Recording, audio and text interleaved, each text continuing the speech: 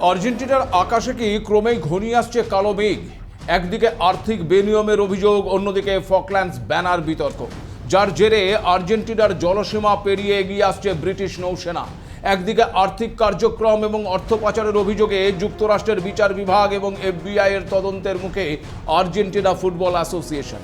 অন্যদিকে আবার সেমিফাইনালে ইংল্যান্ডকে হারিয়ে ফকল্যান্ডস ব্যানার প্রদর্শনের ঘটনায় ফিফার শাস্তির মুখে আর্জেন্টিনা ফুটবল টিম। আর এই আবহে প্রশ্ন উঠছে যে বিশ্বকাপের ফাইনালের দোরগোড়ায় এসে স্বপ্নভঙ্গ হতে চলেছে লিওনেল মেসি। ফিফার শাস্তির কোপে পড়ে বিশ্বকাপ ফুটবলের ফাইনাল কি আদৌ খেলতে পারবে আর্জেন্টিনা? ফাইনালের আগে আর্জেন্টিনার একাধিক খেলোয়াড়ের ওপর নেমে আসতে চলেছে নিষেধাজ্ঞার খাড়া।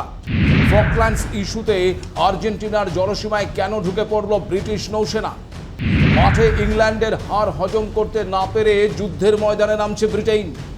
আর্জেন্টিনার সঙ্গে ফকল্যান্ডস নিয়ে ব্রিটেনের সংঘাতের পেছনে আসল কারণগুলো কি কি? ফিফা, FBI এবং ফকল্যান্ডস ফুটবল ফাইনালের প্রভাব ফেলতে চলেছে এফ ফ্যাক্টর। নমস্কার, আপনারা দেখতে শুরু করেছেন এডিটরস ডায়েরি। আমি ভাস্কর দত্ত আরও একটি নতুন এপিসোডে আপনাদেরকে স্বাগত জানাই।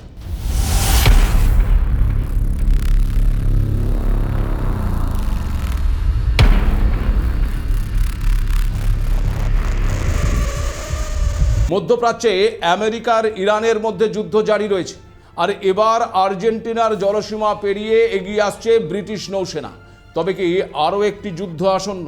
প্রশ্ন এটাও যে হঠাৎ কেন ব্রিটিশ নৌসেনা আর্জেন্টিনার অভিমুখে এগোচ্ছে। বিষয়টা নতুন না হলেও নতুন করে এই ঘটনার সূত্রপাত 2026 ফিফা ওয়ার্ল্ড কাপে ওই রুদ্ধশ্বাস সেমিফাইনালে আর্জেন্টিনার কাছে ইংল্যান্ড পরাজিত হওয়ার পর। আপনারা জানেন যে গত 15ই জুলাই 2026 ফিফা বিশ্বকাপের সেমিফাইনালে ইংল্যান্ডকে 2-1 গোলে হারিয়ে আর্জেন্টিনা একেবারে ফাইনালে পৌঁছে গেছে। ম্যাচটি শেষ হবার পরেই আর্জেন্টিনার খেলোয়াড়রা মাঠের ভেতর একটি ব্যানার প্রদর্শন করেছিল, আর যাতে লেখা ছিল লাস মালভিনাস সন আর্জেন্টিনাস, বা ফকল্যান্ডস আর্জেন্টিনার। এর ফলেই দুই দেশের মধ্যে বহু পুরনো ভূরাজনৈতিক এবং কূটনৈতিক বিতর্ক নতুন করে ফের একবার মাথাচাড়া দিয়ে উঠেছে। ফুটবল মাঠের এই একটি ব্যানার দুই দেশের মধ্যে প্রায় 150 বছরের পুরনো একটি ক্ষোভকে নতুন করে উস্কে দিয়েছে। প্রশ্ন হচ্ছে, ফকল্যান্ডস নিয়ে এত বিতর্ক কেন? আটলান্টিক মহাসাগরের বুকে লুকিয়ে থাকা এই ছোট্ট দ্বীপপুঞ্জ নিয়ে যুক্তরাজ্য আর আর্জেন্টিনার মধ্যে এত উত্তেজনার কারণ কি? আসলে ফকল্যান্ডস নিয়ে যুক্তরাজ্য এবং আর্জেন্টিনার বিরোধের মূল কারণ হলো ভৌগোলিক অবস্থান, ঐতিহাসিক মালিকানার দাবি এবং অধিবাসীদের আত্মনিয়ন্ত্রণের অধিকারের সংঘাত। দেখুন, সত্যি বলতে ভৌগোলিক দিক থেকে দেখলে এই দ্বীপটি আর্জেন্টিনার উপকূল থেকে মাত্র 300 মাইল দূরে অবস্থান করছে। অন্যদিকে ব্রিটেনের থেকে এর দূরত্ব প্রায় 8000 মাইল। আর্জেন্টিনা একে ডাকে ইসলাস মালভিনাস নামে, আর ব্রিটিশদের কাছে এর নাম ফকল্যান্ডস দ্বীপপুঞ্জ। আর্জেন্টিনার উপকূল থেকে মাত্র 300 মাইল দূরে অবস্থিত এই দ্বীপপুঞ্জকে তারা নিজেদের অবিচ্ছেদ্য অংশ বলেই মনে করে। আর্জেন্টিনার দাবি, 1816 সালে স্পেনের কাছ থেকে স্বাধীনতা লাভের পর তারা উত্তরাধিকার সূত্রেই এই দ্বীপের মালিকানা পেয়েছিল। কিন্তু 1833 সালে ব্রিটিশ রাজকীয় নৌবাহিনী একেবারে গায়ের জোরে দ্বীপটি দখল করে নেয় এবং সেখানে নিজেদের শাসন কায়েম করে। আর তখন থেকেই আর্জেন্টিনা এই অঞ্চলকে তাদের বেদখল হয়ে যাওয়া জমি বলেই মনে করে। অন্যদিকে আবার ব্রিটেনের দাবি, তারা 1690 সালে প্রথম এই দ্বীপে পা রেখেছিল এবং 1765 সালে প্রথম বসতি স্থাপন করেছিল। 1833 সাল থেকে ব্রিটেন একটানা এই অঞ্চলটি শাসন করে আসছে। তাই তাদের মতে ঐতিহাসিক অধিকার এবং দীর্ঘদিনের প্রশাসনিক নিয়ন্ত্রণ অনুযায়ী এটি একটি ব্রিটিশ ওভারসিজ টেরিটরি। এরপর 1982 সালে আর্জেন্টিনা আকস্মিকভাবেই ওই ফকল্যান্ডস দ্বীপপুঞ্জ দখল করে নেয়, আর জবাবে তৎকালীন ব্রিটিশ প্রধানমন্ত্রী মার্গারেট থ্যাচারের নেতৃত্বে ব্রিটিশ নৌবাহিনী 8000 মাইল দূর থেকে ফকল্যান্ডসে সামরিক অভিযান চালায়। 74 দিন ধরে চলে ব্রিটেন এবং আর্জেন্টিনার মধ্যে যুদ্ধ। সেই যুদ্ধে 649 জন আর্জেন্টাইন এবং 255 জন ব্রিটিশ সেনা নিহত হয়েছিল। তবে শেষ পর্যন্ত সেই যুদ্ধে আর্জেন্টিনা আত্মসমর্পণ করে। আর এই পরাজয় মারাদোনার দেশটির ইতিহাসে একটি জাতীয় ক্ষত হিসেবে রয়ে গেছে। তবে আর্জেন্টিনা ওই দ্বীপ নিয়ে নিজেদের দাবি সংবিধানে অন্তর্ভুক্ত করে রেখেছে। 82-র যুদ্ধ শেষ হলেও বিতর্ক শেষ হয়নি। আপনাদের জানিয়ে রাখি, বর্তমানে ফকল্যান্ডসের এই দ্বীপে মাত্র 3,500 মানুষ বসবাস করেন, যাদের আবার বেশিরভাগই ব্রিটিশ বংশোদ্ভূত। 2013 সালে সেখানে একটি ঐতিহাসিক গণভোট হয়েছিল। দ্বীপের 99.8% বাসিন্দা ব্রিটেনের অধীনে থাকার পক্ষেই ভোট দিয়েছিলেন। ব্রিটেনের যুক্তি ছিল, ফকল্যান্ডসের জনগণ যেখানে থাকতে চায় সেটাই চূড়ান্ত। কিন্তু আর্জেন্টিনা সেই ভোটকে অবৈধ বলে প্রতিবাদ জানিয়েছে। তাদের দাবি ছিল, ব্রিটিশরা কৃত্রিমভাবে নিজেদের লোক এনে সেখানে বসতি স্থাপন করেছে, তাই ওই ভোটের কোনো আইনি মূল্য নেই। এখন প্রশ্ন হচ্ছে, এই লড়াই কি শুধু আবেগের? দেখুন, কোনো লড়াই কিন্তু শুধু আবেগের হয় না। আমেরিকা ইরানের লড়াইতেও যেমন স্বার্থ আছে, ওই ফকল্যান্ডস ইস্যুতে ব্রিটেন এবং আর্জেন্টিনার ভূ রাজনৈতিক স্বার্থ রয়েছে। আসলে ফকল্যান্ডসের চারিপাশের সমুদ্রে বিপুল পরিমাণ খনিজ তেল এবং প্রাকৃতিক গ্যাসের সন্ধান মিলেছে। এছাড়া ওই অঞ্চলের মৎস্য সম্পদ অর্থনৈতিকভাবে অত্যন্ত লাভজনক। আর সবচেয়ে বড় কথা হলো, আন্টার্কটিকা মহাদেশের প্রবেশদ্বার হওয়ায় কৌশলগত সামরিক অবস্থানের কারণে দুই দেশের কেউই এর নিয়ন্ত্রণ ছাড়তে রাজি নয়। ফলে ফুটবল হোক কিংবা রাজনীতি, ফকল্যান্ডস কিংবা মালভিনাস আজও আর্জেন্টিনার কাছে এক অপূর্ণ জাতীয় আবেগের নাম।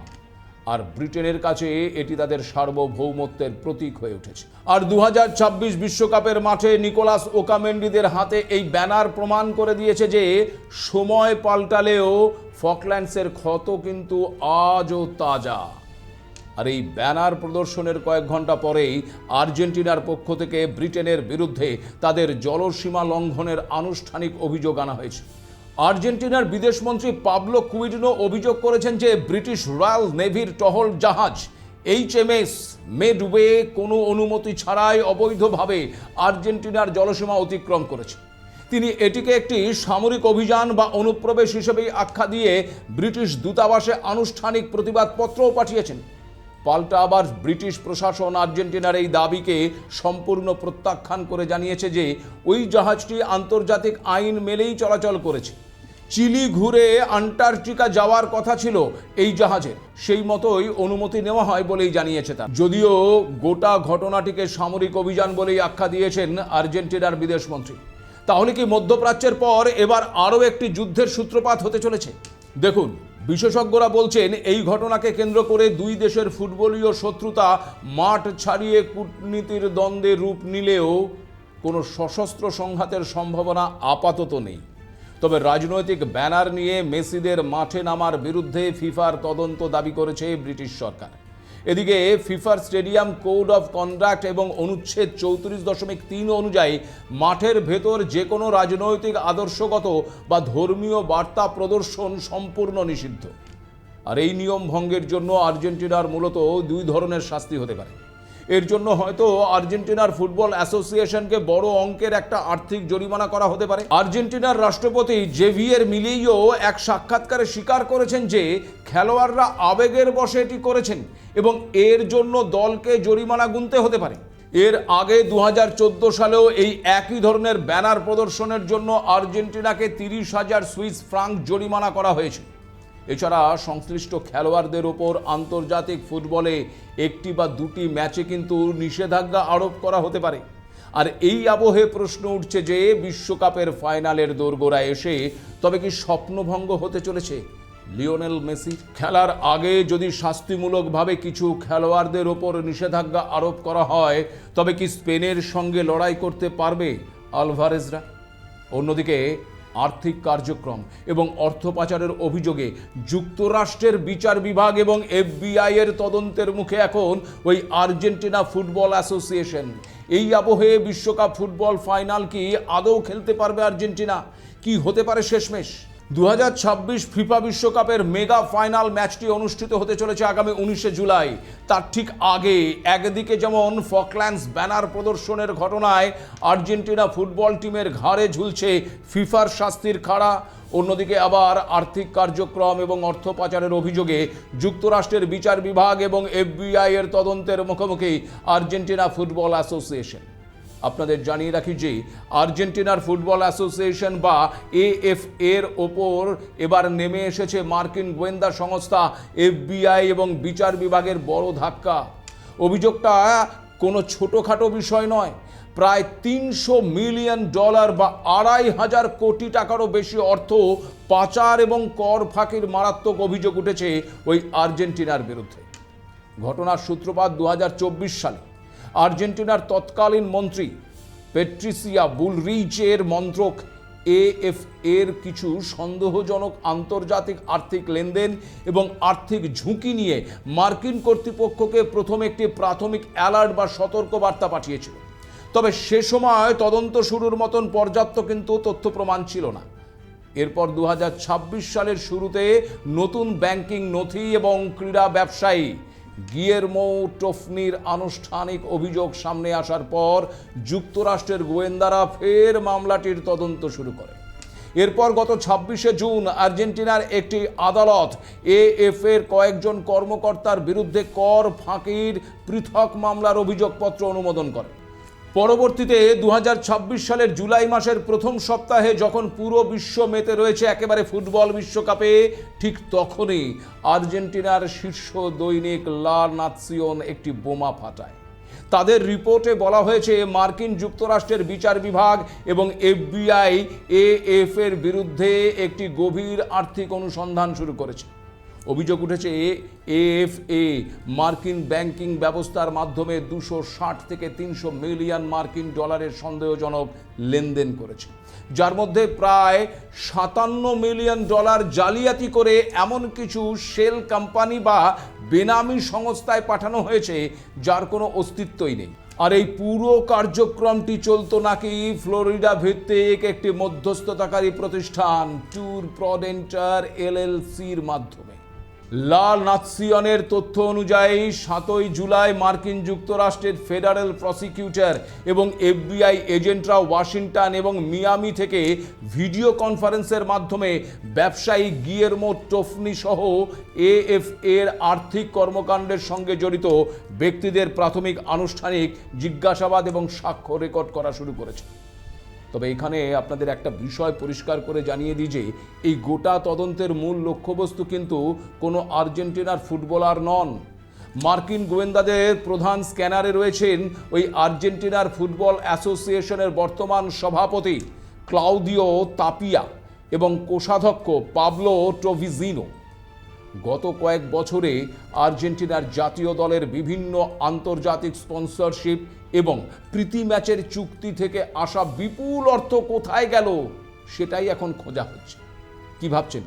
আমাদের পশ্চিমবঙ্গের পূর্বতন সরকারের আমলে হওয়া একাধিক দুর্নীতির মতন দুর্নীতি আর্জেন্টিনাতেও রয়েছে, সেখানেও ইধার কা মাল উধার করা হয়েছে। দেখুন, হয়েছে কি হয়নি তা অবশ্য তদন্ত বলবে। বিশ্ববাসীর পাশাপাশি ফুটবলের নিয়ন্ত্রক সংস্থা ফিফাও এখন মার্কিন তদন্তের রিপোর্টের দিকেই তাকিয়ে রয়েছে। তবে আর্জেন্টিনার কোটি কোটি ভক্তদের জন্য সবচেয়ে বড় স্বস্তির খবর হলো এই তদন্তের সঙ্গে লিওনেল মেসি বা আর্জেন্টিনার জাতীয় ফুটবল দলের কোনো খেলোয়াড়ের দূর দূরান্তের কোনো সম্পর্ক নেই। এটি সম্পূর্ণ প্রশাসনিক এবং প্রাতিষ্ঠানিক দুর্নীতি মামলা। তাই মাঠে দলটির পারফরমেন্স বা আন্তর্জাতিক টুর্নামেন্টে অংশ নেওয়ার ক্ষেত্রে কোনো বাধা আসবে না। দল খেলবে তার একেবারে নিজের ছন্দেই। তবে এখানে আরেকটা প্রশ্ন কিন্তু রয়েছে, ওই যে সেমিফাইনালে ইংল্যান্ডকে হারিয়ে ফকল্যান্ডসের ব্যানার প্রদর্শনের ঘটনায় কি ফিফার শাস্তির মুখে এবার ওই আর্জেন্টিনা ফুটবল টিম? বিশ্বকাপের ফাইনালের দোরগোড়ায় এসে স্বপ্নভঙ্গ হতে চলেছে লিওনেল মেসির। বিশ্বকাপ ফুটবলের ফাইনাল কি আদৌ খেলতে পারবে আর্জেন্টিনা? দেখুন, ব্যানার কাণ্ডের পর যুক্তরাজ্যের বিদায়ী প্রধানমন্ত্রী কিয়ের স্টারমার এবং বিজনেস সেক্রেটারি পিটার কাইল তীব্র ক্ষোভ প্রকাশ করেছে। এটিকে ফুটবল নিয়মের একটি গুরুতর লঙ্ঘন আখ্যা দিয়ে তারা ফিফাকে কঠোর ব্যবস্থা নেওয়ার অনুরোধও জানিয়েছেন। এছাড়াও আবার ব্রিটেনের লিবারেল ডেমোক্রেট নেতা এড ডেভি সরাসরি ফিফা সভাপতি জিয়ান্নি ইনফান্তিনোকে চিঠি দিয়ে ব্যানার প্রদর্শনকারী খেলোয়াড়দের রবিবারের মেগা ফাইনাল থেকে নিষিদ্ধ করার দাবি তুলেছেন। আর যুক্তরাজ্যের এই চাপের মুখে ফিফা স্বাধীন ডিসিপ্লিনারি কমিটি একটি তদন্ত প্রক্রিয়া আবার চালু করে ফেলেছে। ফিফার মুখপাত্র জানিয়েছেন, ম্যাচের অফিসিয়াল রিপোর্ট এবং সার্বিক পরিস্থিতি মূল্যায়ন করেই পরবর্তী আইনি পদক্ষেপ নেওয়া হবে। কি ভাবছেন? আপনার প্রিয় দল আর্জেন্টিনা পুরো দল নিয়ে ফাইনাল খেলতে পারবে কিনা? তাই তো এক্ষেত্রে সমস্ত আর্জেন্টিনার সমর্থকদের জন্য একটা কিন্তু সুখবরও রয়েছে। দেখুন, যুক্তরাজ্যের পক্ষ থেকে ফাইনাল ম্যাচে আর্জেন্টিনার খেলোয়াড়দের নিষিদ্ধ করার দাবি জানানো হলেও রবিবারের ফাইনালের আগে আর্জেন্টিনার কোনো খেলোয়াড়ের নিষিদ্ধ হওয়ার কোনো সম্ভাবনা নেই। এর নেপথ্যে বেশ কয়েকটা কারণ রয়েছে। প্রথমত, ফিফার ডিসিপ্লিনারি কমিটির এই ধরনের রাজনৈতিক বার্তার তদন্ত সম্পন্ন করতে সাধারণত কয়েক সপ্তাহ বা কয়েক মাস সময় লেগে যায়। আপনাদের অনেকেরই হয়তো মনে থাকবে, এর আগে 2012 অলিম্পিকে দক্ষিণ কোরিয়ার ফুটবলার পার্ক জং উ জাপানের সঙ্গে আঞ্চলিক বিরোধের ব্যানার দেখিয়েছিলেন, আর ঠিক সেই সময় ফিফা তাকে 2টি ম্যাচের জন্য নিষিদ্ধ করেছিল, কিন্তু সেই রায় এসেছিল ঘটনার কয়েক মাস পরে। তাছাড়া ফাইনালের আগে মাত্র 3 দিনের মধ্যে তড়িঘড়ি করে কোনো তদন্ত শেষ করা ওই ফিফার আইনি কাঠামোর একেবারে বাইরে। আর দ্বিতীয় কারণটি হলো, ব্যানারটি ওই নিকোলাস ওকামেন্ডি, লিসান্দ্রো মার্তিনেজ বা জিওভানি লো সেলসোর মতন সুনির্দিষ্ট কয়েকজন খেলোয়াড় প্রদর্শন করলেও মাঠের ভেতরে এই ধরনের রাজনৈতিক বার্তা প্রদর্শনের দায়ভার প্রাথমিকভাবেই ফুটবল ফেডারেশনের ওপরই বর্তায়। ফিফার নিয়ম অনুযায়ী দলগত শৃঙ্খল ভঙ্গের জন্য ওই মূল দল বা খেলোয়াড়কে নিষিদ্ধ করার চেয়ে সংশ্লিষ্ট দেশের ফুটবল অ্যাসোসিয়েশনকেই কাঠগড়ায় দাঁড় করানো হয়। আর তৃতীয়ত, ওই যে 2014 সালে ঘটনাটা ঘটেছিল, 2014 সালে স্লোভানিয়ার বিপক্ষে ম্যাচে ঠিক একই ওই ফকল্যান্ডসের ব্যানার প্রদর্শনের জন্য কোনো খেলোয়াড়কে নয়, বরং আর্জেন্টিনা ফুটবল অ্যাসোসিয়েশনকেই 30,000 সুইস ফ্রাঙ্ক জরিমানা করা হয়েছিল।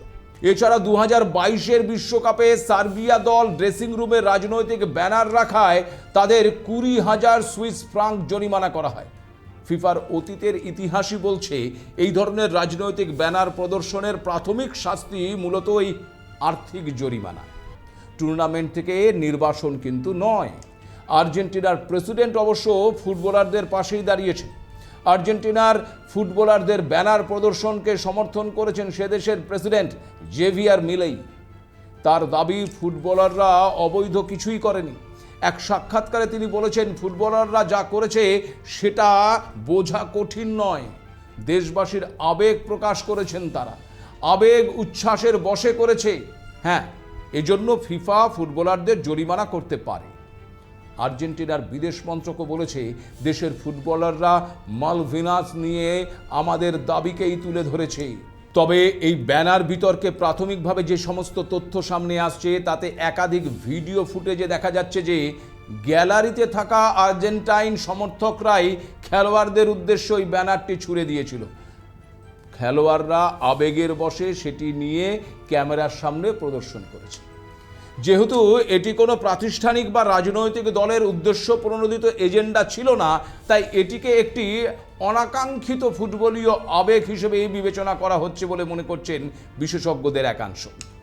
ফলে ফিফা শাস্তিমূলকভাবে আর্থিক জরিমানা, খেলোয়াড়দের উপর নিষেধাজ্ঞা বা অফিসিয়াল সতর্কবার্তা যাই সিদ্ধান্ত নিক না কেন, তা যে বিশ্বকাপ ফাইনালের আগে হচ্ছে না তা পরিষ্কার। ফলে রবিবার এফবিআই তদন্তের চাপ, ফকল্যান্ডস ইস্যু সহ সমস্ত বিতর্ককে সরিয়ে রেখেই মেসিরা সম্পূর্ণ শক্তি নিয়েই ফের একবার বিশ্বজয়ের লক্ষ্যে মাঠে নামবেন।